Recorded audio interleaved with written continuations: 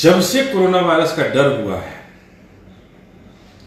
जब से corona virus का संक्रमण का दायरा बिहार में थोड़ा सा शुरुआत हुआ था और आज धीरे धीरे बढ़ रहा है, तब से पता नहीं, मैं तो बाबू वीर कुंवर सिंह से सबक लेता हूं, उनसे प्रेरणा लेता हूं,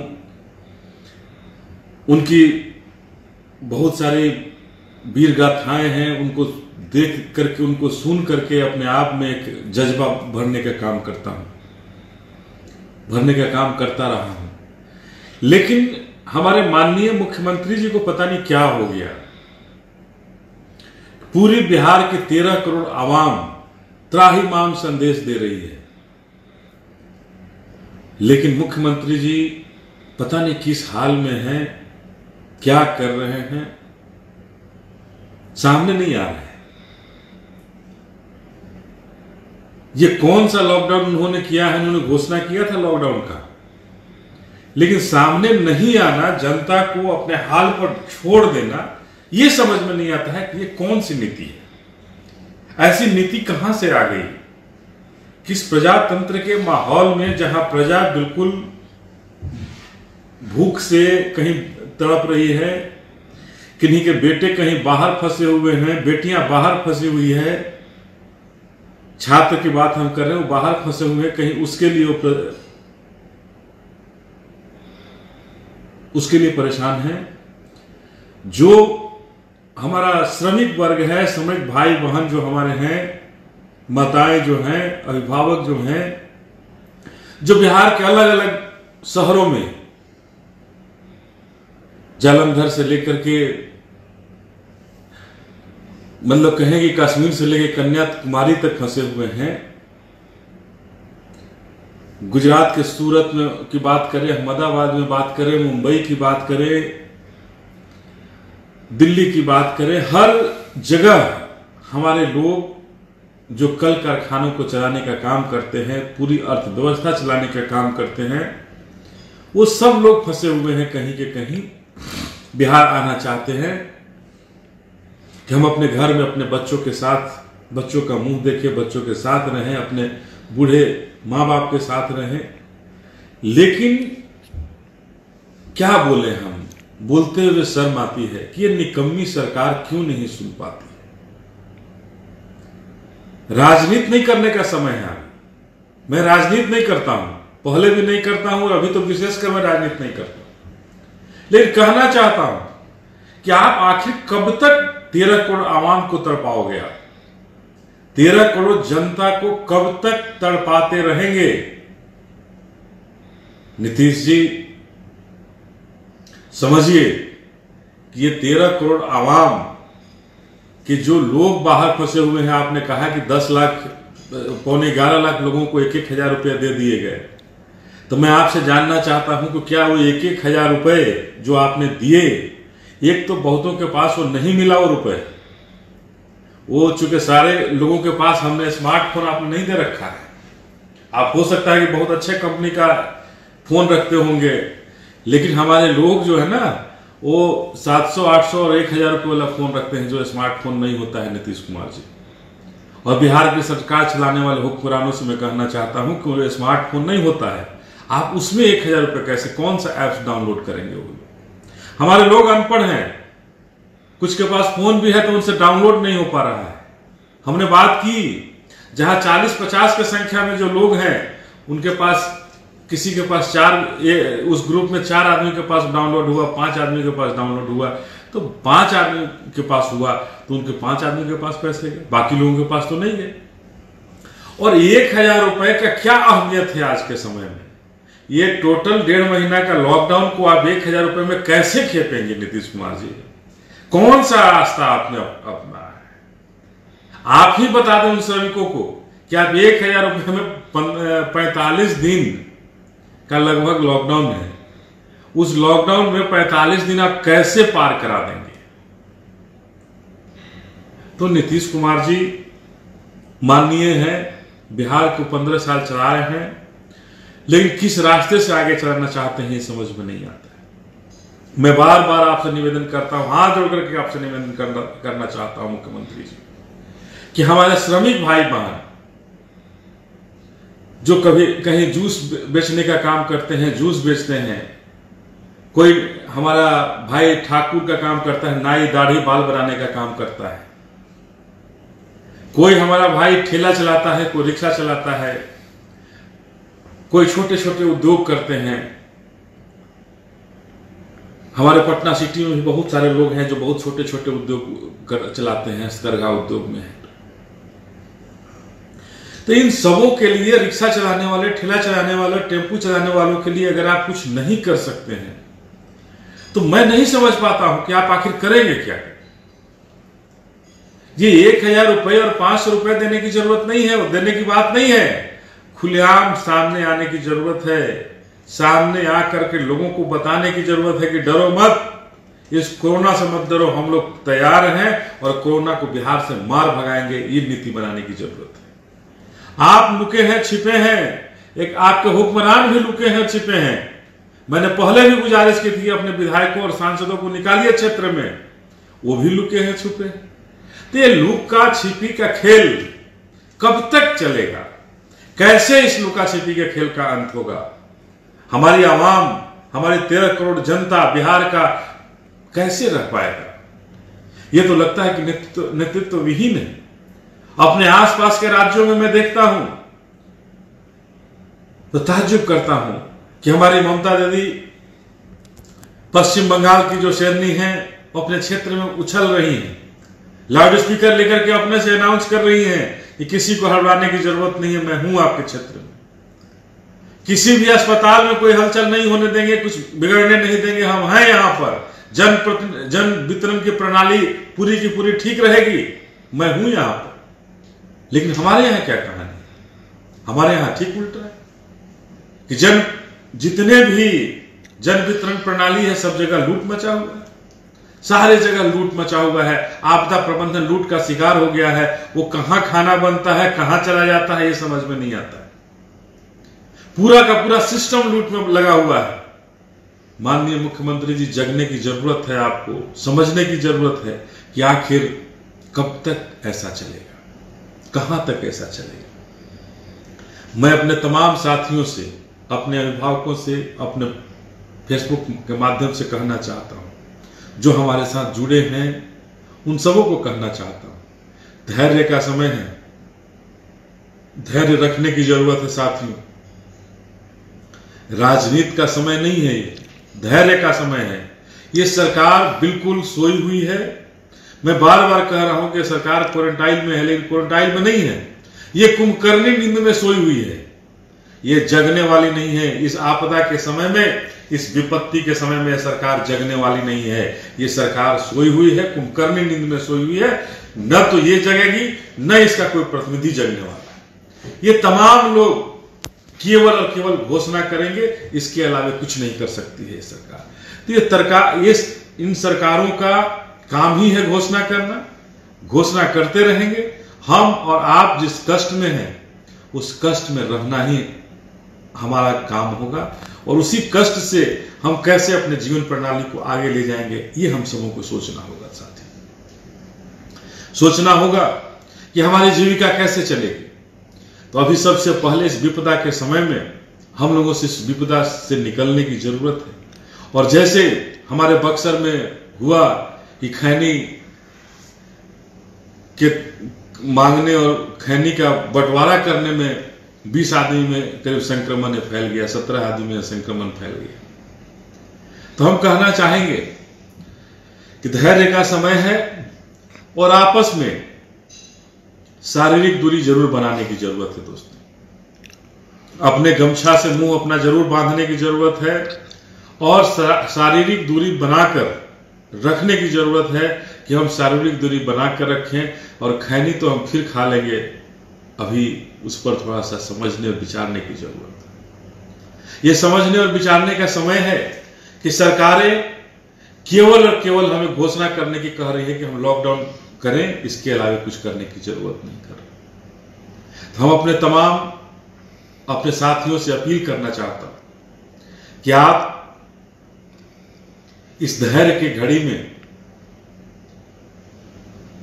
धैर्य से रहें, और हाँ, एक और भी बात आप सबों से शेयर करना चाहता हूं कि आज हमारे माननीय प्रधानमंत्री जी मन की बात करने हम सबों के बीच आए। अब तो लगता है कि वो जो भी करेंगे सब कुछ टीवी पर दिखेगा। दिखा था ना सब लोग टीवी पर, रेडियो से बोल रहे थे और हम लोग टीवी पर देख रहे थे। यह बड़ा हास्यास्पद बात है कि रेडियो से बोल रहे थे और हम लोग टीवी से देख रहे थे, और परसों दिन वीडियो कॉन्फ्रेंसिंग कर रहे थे और हम लोग टीवी पर देख रहे थे।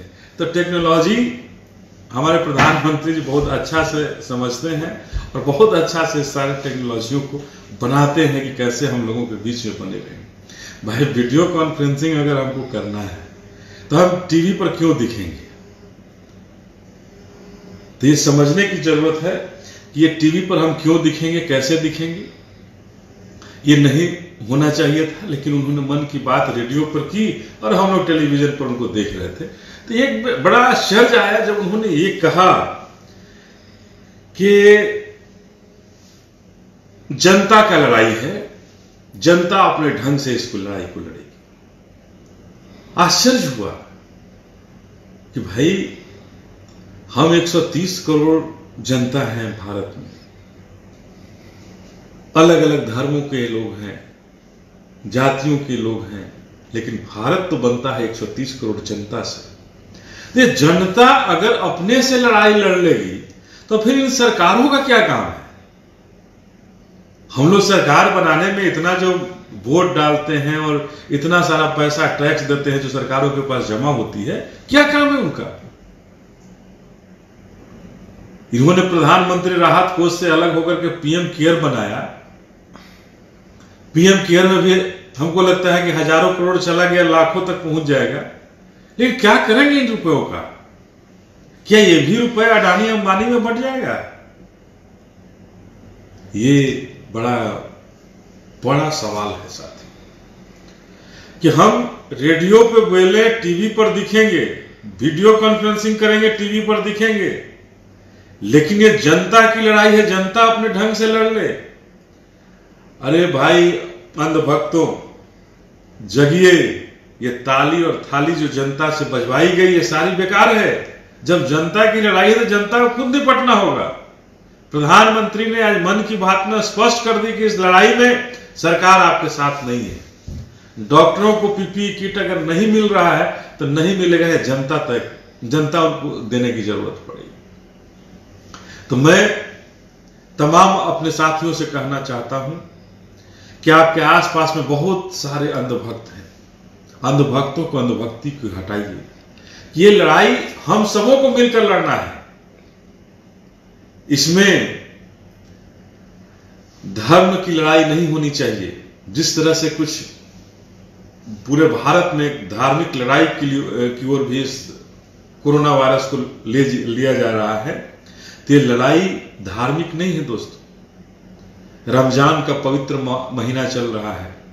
इस महीना में भी हम सबों को संकल्प लेने की जरूरत है कि ये लड़ाई धार्मिक नहीं है, ये लड़ाई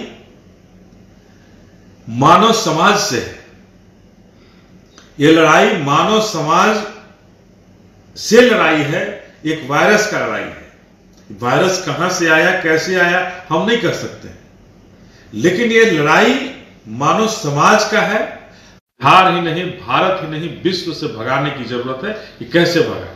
हमारे वैज्ञानिक लगे हुए हैं कि कैसे हम इस पर जीत हासिल करें। डॉक्टर अपने आप हमारे भगवान, साक्षात भगवान हमारे सामने खड़े हुए हैं। स्वास्थ्यकर्मी भगवान के रूप में खड़े हुए हैं। पुलिसकर्मी भी हमारे साथ इस स्वास्थ्य के युद्ध में, लड़ाई के मैदान में, वो भी बड़ी मजबूती के साथ डटे हुए हैं।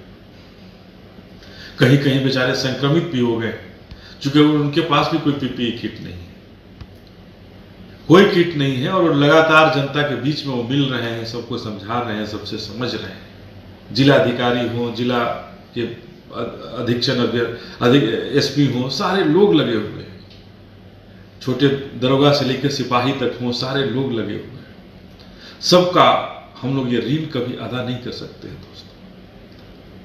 जो भी हमें ये सुविधा मुहैया करा रहे हैं, जहां सरकार फेल हो रही है वहां ये डटे हुए हैं, तो इनका ये ऋण हम लोग कभी नहीं उतार पाएंगे साथी। तो हमें जरूरत है कि हम इन्हें पूरा का पूरा सहयोग करें, जितना हो सकता है हम इनके साथ हौसला बढ़ाएं, इनके साथ चल करके जो भी अगर कहीं कुछ हम समाज में कुछ अच्छा कर सकते हैं तो उनको करने की जरूरत है दोस्तों। लेकिन जो बिहार की सरकार है या भारत की सरकार है, ये दोनों सरकारें मुंह मोड़ चुकी है और ये नहीं कहना चाहती है कि हम कैसे चलेंगे, जनता कैसे चलेगी। अभी कुछ ही दिन की बात है, हमारे माननीय मुख्यमंत्री जी वीडियो कॉन्फ्रेंसिंग के द्वारा पंचायत प्रतिनिधियों के बीच में आए थे। माननीय मुख्यमंत्री जी कभी भी आते हैं तो कम्युनिकेशन बातों का आदान प्रदान नहीं हो सकता है, वन वे ट्रैफिक, एक ही तरह से बात होगी, केवल मुख्यमंत्री जी बात करेंगे और पूरे लोगों को सुनना है, कुछ बोल नहीं सकते। इस सिस्टम से मुख्यमंत्री जी आते हैं और उन्होंने इसी सिस्टम को आगे बढ़ाया है। और उस वीडियो कॉन्फ्रेंसिंग में जब हमारे कुछ जनप्रतिनिधि जो हैं, पंचायत के प्रतिनिधि जो हैं, जब सवाल खड़ा किए, उस बाद में भी सवाल खड़ा किए, तो मुख्यमंत्री जी किन्हीं बातों का जवाब नहीं दिए, न उनका कोई प्रतिनिधि जवाब दिया। और हर जगह पंचायत प्रतिनिधियों को तरह तरह से कहा गया कि आप ये कर लीजिए, वो कर लीजिए। कहां से किया जाएगा? पंचायत प्रतिनिधियों को, अधिकारियों को कोई ट्रेनिंग नहीं है, सबको कहा जाता है कि आप कर लीजिए। कैसे करेंगे? तो ये तमाम सवाल बनी हुई है। बिहार के मुख्यमंत्री भी बने हुए हैं और ये मुख्यमंत्री जी कैसे हम जनता के बीच में 1000 से हमें पूरे लॉकडाउन में खाना खिला देंगे। अपने बेटा अगर फंसा होता तो उसको लाने के लिए जैसे मानव श्रृंखला बनाए थे तो कितना हेलीकॉप्टर, शायद 15 हेलीकॉप्टर आया था। तो अगर इनका बेटा भी कहीं फंसा होता तो 15 हेलीकॉप्टर चला जाता उनको लाने के लिए। लेकिन हमारे बिहार के तमाम बेटे कोटा में फंसे हुए, हमारी बेटियां विजयवाड़ा में फंसी हुई है, तो लाने के लिए हेलीकॉप्टर क्या साइकिल भी नहीं जा पा रहा है। हमारे तमाम श्रमिक भाई बहनें बिहार से बाहर अलग अलग कोने में फंसे हुए हैं, माननीय मुख्यमंत्री जी के कानों तक जू नहीं रह रहा है। उन्हें लाने के लिए इनके पास कोई शब्द नहीं, कैसे आएंगे? तो मैं साथियों आप सबों से अपील करना चाहता हूं, धैर्य रखिए, हिम्मत रखिए, हिम्मत का समय है। मैं आपको दिलासा देना चाहता हूं, हिम्मत देना चाहता हूं, कहना बार बार इस हिम्मत देने के लिए भी आपके बीच में आता हूं कि आप धैर्य नहीं खोइए। समय आएगा, समय के अनुसार फिर से निर्णय लीजिएगा। लेकिन अभी अपने जीवन को आपके परिवार के लिए, अपने बच्चों के लिए बहुमूल्य है। इस जीवन को बचाने की जरूरत है और जो भी संभव होगा हम सबों ने भी किया है, आगे भी करते रहेंगे।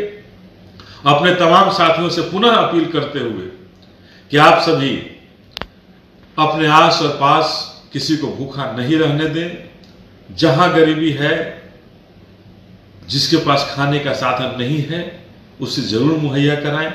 हम भी इस मुहिम में जुड़े हैं। केस और मुकदमा होने से डरने की जरूरत नहीं है साथियों। किसी के ऊपर बिहार की सरकार जो ये फरमान लाई है कि आप कुछ भी नहीं कर सकते हैं, समाज में अगर कोई पीड़ित है उसे आप अन्न नहीं दे सकते हैं, ये बिहार सरकार का हिटलरशाही कानून है। अभी समय नहीं है राजनीति करने का।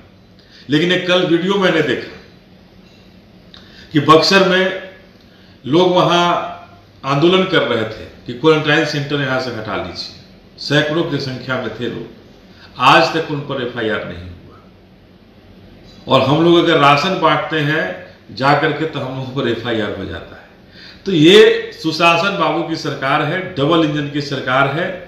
जिसका चेहरा पसंद नहीं है उसको तुरंत उस पर कार्रवाई होगी और जिसका चेहरा पसंद है अगर 2 हत्या भी कर देगा उसके लिए सरकार कुछ भी करके उसे बचा लेगी।